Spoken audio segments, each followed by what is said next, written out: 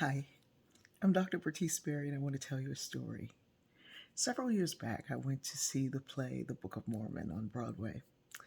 And there's a scene where these Mormon missionaries go to Africa and they're trying to save the Africans from themselves. And so they ask the people who are from Africa, who are in their own land, what are their struggles like? And so they tell them about AIDS and war and hunger and disease. And the missionaries start talking about missing their bus and losing their luggage. And so it's actually done with a great deal of humor and it's hilarious. So I was with a friend and he and I were rolling in the aisles and there were two people next to us and they were laughing. And during intermission, they said, "I hope you weren't offended by that." We were like, "What? By what?" "They're making fun of your people, not mine."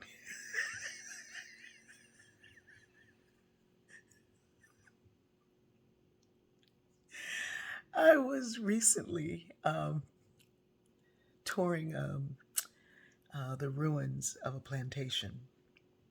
And this was a plantation that was actually run by an African woman.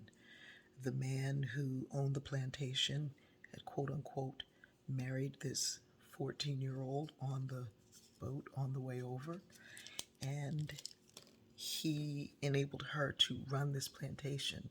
And she built the cabins for the enslaved people in the same arcs, in the arch kind of way, in a community kind of village like they're done in Africa. Most plantations, American plantations, were not built like this. This was before, uh, these ruins date really back, I think, before the American Revolution, pretty sure. Um,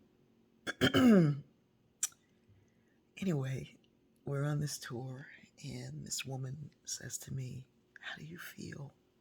And I said, what do you mean?" And she said, how does this make you feel?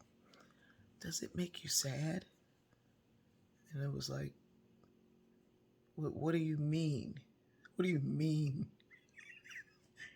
And she said, "Does it make you sad that your people were enslaved?" And I said, "Does it make you sad that your people enslaved them?"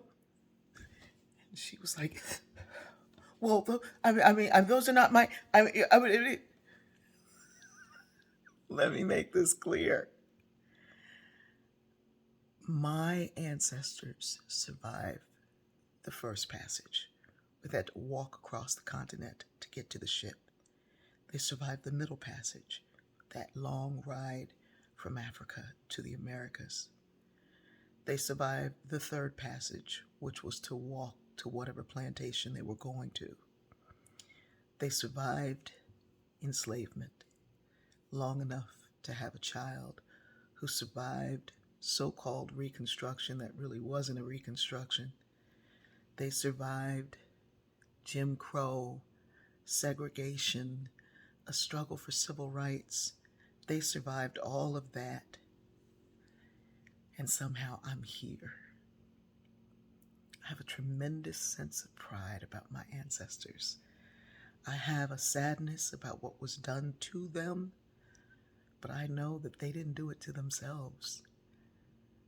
I think that we've been telling this story from the perspective of someone who shouldn't have been writing the book. There are plenty of slave narratives.